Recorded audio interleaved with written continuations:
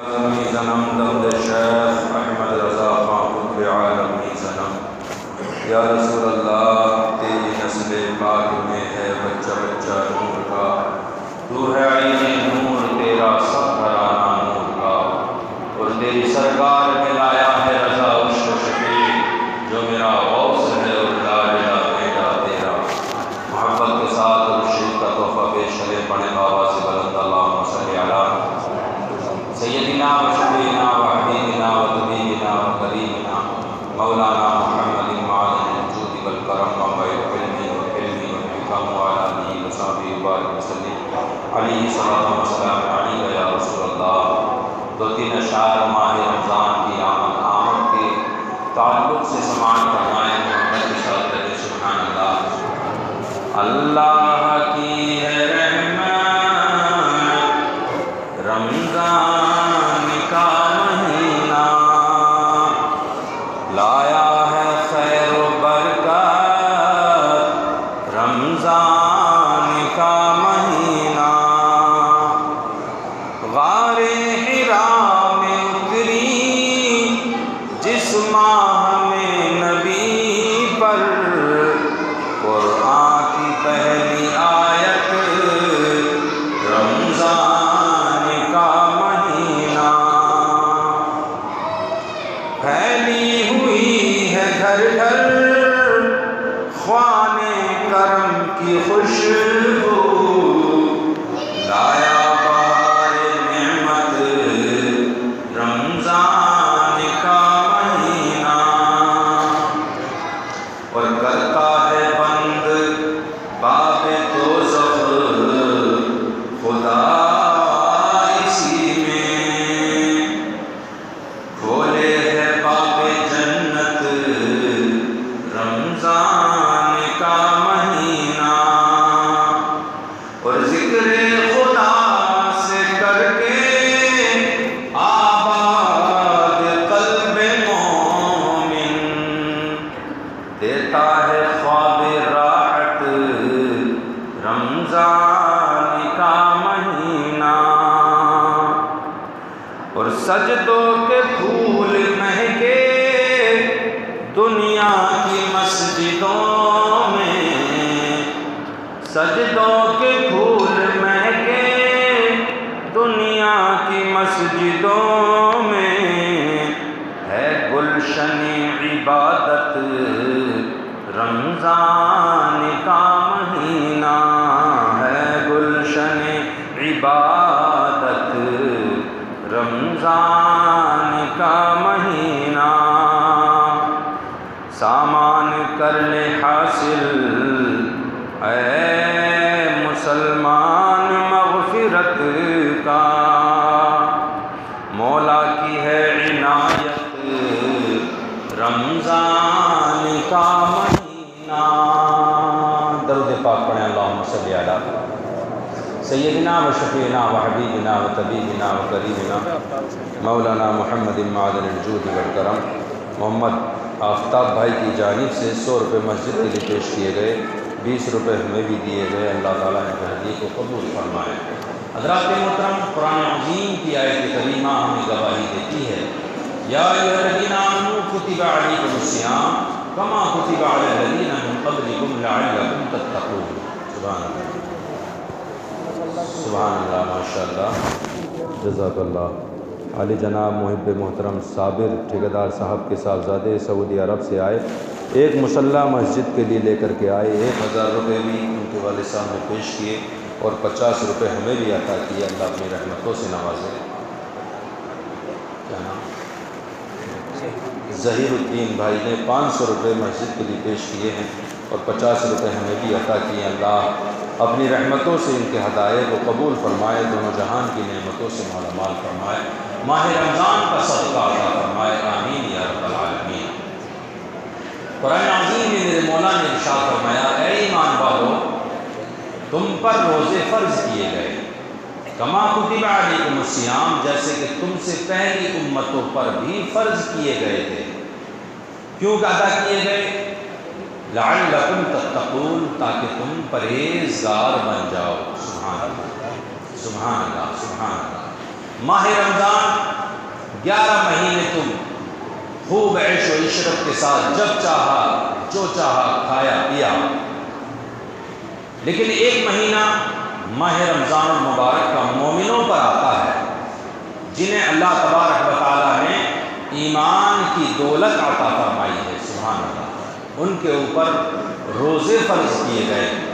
اب ہر وہ آدمی اس چیز کا تصور کرے کہ ہمیں اللہ تعالیٰ نے ایمان کی دولت عطا کی ہے کہ نہیں کی ہے، اور ہمیں روزے رکھنے چاہیے کہ نہیں چاہیے۔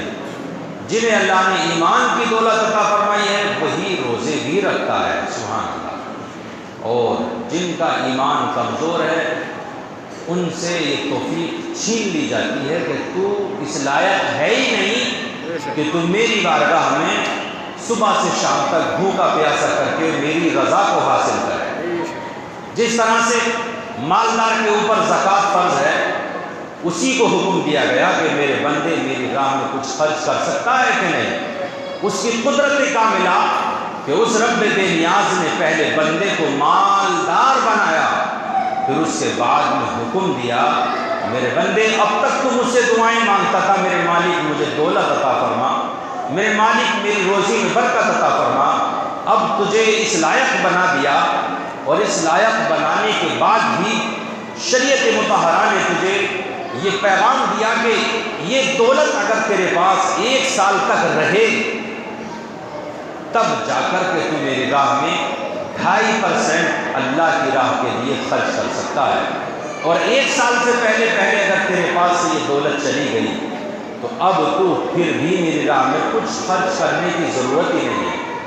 میرے عزیز و میرے دوستو، غور کرنے کا مقام ہے۔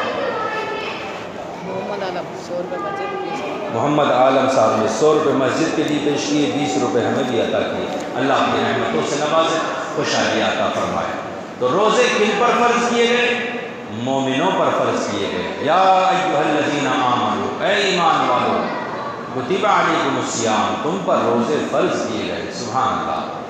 اب وہ لوگ اپنے ایمان کی، اپنے عقیدے کی اصلاح کریں جو طاقت ہونے کے باوجود، جوان ہونے کے باوجود، اللہ کی نعمتیں، رحمتیں، برکتیں لوٹنے کے باوجود روزہ نہیں رکھ سکتے، اور دن بھر ادھر سے ادھر کھاتے پیتے، بیڑی سگریٹ میں کش لگاتے گھومتے پھرتے ہیں، نہ خوف خدا، نہ شرم نبی، نہ یہ بھی نہیں وہ بھی نہیں۔ اللہ کی پناہ۔ غور کریں، اس واقعے سے درس عبرت حاصل کریں۔ ایک یہودی جو کہ موسیٰ علیہ السلام کا امتی تھا اور آج تک یہودی تھا، اس نے اپنے بیٹے کو مسلمان کے بازار میں کچھ کھاتے پیتے ہوئے دیکھا تو اتنی زور سے چاٹا لگا کر کے گھر واپس لے کر کے آیا اور اس کو ڈانٹا پھٹکارا اور کہا کہ تجھے تمیز نہیں ہے؟ مسلمانوں کا پیارا مہینہ رمضان شریف چل رہا ہے اور تو بازاروں میں گھومتا پھرتا کھا پی رہا ہے، شرم کر۔ کہیں ایسا نہ ہو مسلمانوں کے بچے جو ابھی کم عمری میں روزہ رکھ رہے ہیں اور وہ تجھے دیکھیں تو ان کا دل للچائے اور دل میں یہ خیال کر بیٹھیں کہ میرا روزہ نہ ہوتا تو میں بھی ایسے ہی کھاتا۔ ان کے روزے میں فرق پڑے گا، اور تو ہے کہ بازار میں گھومتا پھرتا کھا رہا ہے۔ جب اس کے چانٹے لگا دیے گئے، ڈانٹ پھٹکار کر دی گئی، تو اس بیٹے نے اپنے باپ سے پوچھا، بابا کھاتے تو تم بھی ہو، تمہیں کیوں نہیں اس بات کا احساس ہوتا کہ مسلمانوں کا پیارا مہینہ رمضان شریف چل رہا ہے؟ کہا بیٹے میں کھاتا ہوں پیتا ہوں، لیکن چھپ کر کھاتا پیتا ہوں میرے لال، میں بازار میں تیری طرح گھومتا پھرتا نہیں ہوں کھاتے پیتے ہوئے۔ اللہ اکبر۔ اس کا یہ عمل، اپنے لال کو ڈانٹنا پھٹکارنا سمجھانا، اس کے لیے ایسا قابل قبول ہوا کہ جب اس کی موت کا وقت قریب آیا تو اسے میرے نبی کا کلمہ نصیب ہو گیا۔ سبحان اللہ، سبحان اللہ۔ ادب احترام کرنے کی وجہ ہی سے لوگوں خوب اس پر درس عبرت حاصل کرو کہ جو یہودی رمضان شریف کا ادب احترام بجا لائے، روزے نہ رکھے، اس کے لیے کلمہ شریف کی بشارت ہو جاتی ہے، اور جو روزے دار ہو، سبحان اللہ، پورا مہینہ اس کا ادب و احترام کرتا ہو، اللہ کی رضا کے لیے روزے رکھتا ہو، اس کے لیے اللہ کی کیا رحمتیں نازل ہوتی ہوں گی۔ سبحان اللہ۔ فضیلت یہاں تک لکھی ہوئی ہے میرے عزیز و میرے دوستو، اگر ایک روزہ کوئی جان بوجھ کر رمضان شریف کا چھوڑ دے، بہت سارے لوگ ہیں ایسے جو سحری نہیں کھا پاتے، اور نہیں کھا پاتے آنکھ نہیں کھل پاتی، اور اس بہانے ہی سے روزہ چھوڑ دیتے ہیں۔ یاد رکھنا، سحری کھانا سنت ہے، سنت کے چھوٹ جانے پر فرض کو نہیں چھوڑ سکتے، یہ آپ کی کمی ہے۔ اور ایسا بھی نہیں ہے کہ کوئی بغیر سحری کے رکھ لے گا تو مر جائے گا، مرے گا بھی نہیں۔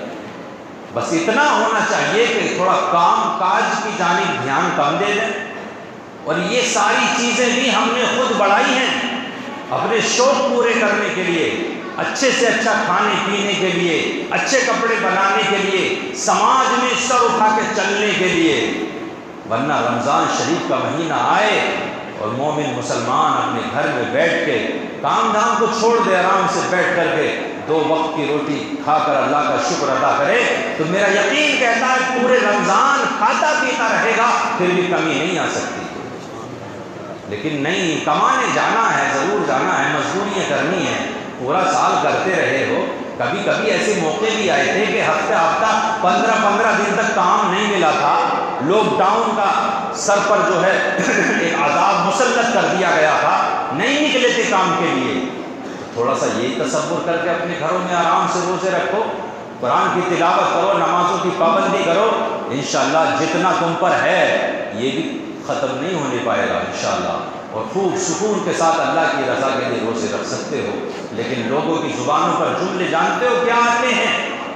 پیاس بہت ستاتی ہے، پیاس، ہائے ہائے اللہ کے بندے، پیاس بہت ستاتی ہے۔ بہت اچھی بات ہے، اگر پیاس نہ ستائے تو روزے کا احساس کیسے پتہ چلے کہ ہمارا روزہ ہے؟ بھوک نہ ستائے تو پتہ کیسے چلے کہ ہمارا روزہ ہے؟ ایسے تو ہر وقت عیش و عشرت میں پڑے رہو، خوب موج مستی میں لگے رہو، اور روزے کا احساس ہی نہ ہو۔ کتنے لوگ واٹس ایپ پر، فیس بک پر لکھتے ہیں کہ صاحب سحری کھانے کے بعد میں 1-2 سفید الائچی کھا لی جائے تاکہ پیاس نہ لگے۔ اللہ کے بندے، پیاس لگے گی تبھی تو احساس ہوگا کہ روزہ کیا چیز ہوتی ہے، اور تم کس پیاس کی بات کرتے ہو؟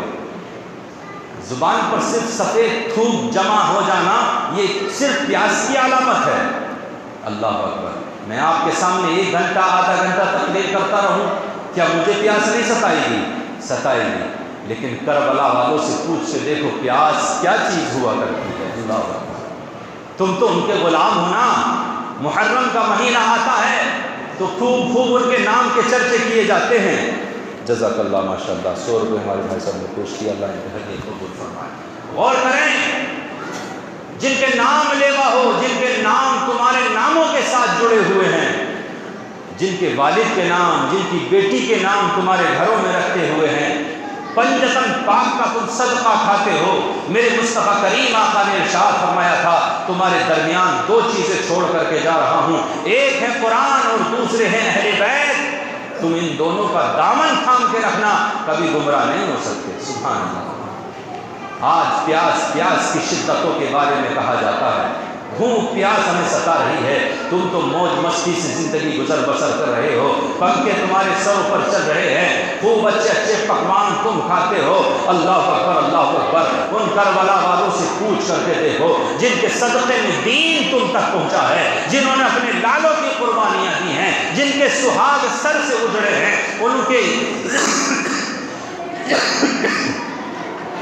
ان حالات سے تھوڑا سبق حاصل کرنے کی ہمیں کوشش کرنی چاہیے کہ ہمیں یہ دین کس انداز میں ہم تک پہنچا، اور آج ہم مسلمان ہیں، شان و شوکت کے ساتھ مسجدوں کی اذانیں تمہارے کانوں سے جا کر کے ٹکرا رہی ہے، اللہ اکبر، لیکن ہمیں پھر بھی